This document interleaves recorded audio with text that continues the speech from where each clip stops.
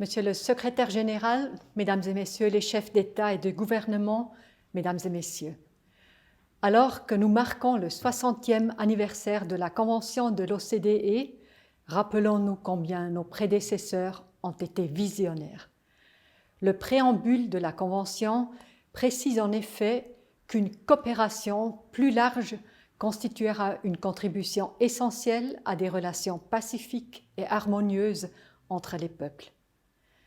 À l'heure de la crise du coronavirus et de la crise climatique, ce besoin de coopération est plus nécessaire que jamais. Nous devons nous assurer que nos modèles économiques et sociaux, au-delà de leurs différences, soient durables et contribuent par conséquent à réduire la pauvreté et les inégalités. La pandémie et ses conséquences ne doivent pas compromettre les acquis dans ces domaines. L'action multilatérale est le moyen le plus efficace pour réaliser les objectifs de développement durable tels que formulés dans l'agenda 2030 et l'accord de Paris sur le climat.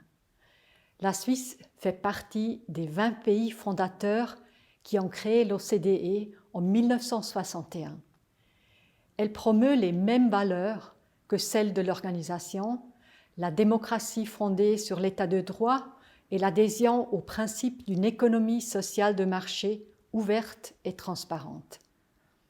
C'est pour cela que la Suisse est convaincue que l'OCDE doit demeurer une référence, tant pour les pays membres que pour les pays partenaires, dans la définition des politiques publiques. Forte de cette conviction, la Suisse a décidé de présenter une candidature au poste de secrétaire général de l'organisation. Monsieur le secrétaire général, dans quelques mois, vous quitterez vos fonctions. Grâce à votre impulsion, l'OCDE est devenue une organisation incontournable de la gouvernance économique mondiale.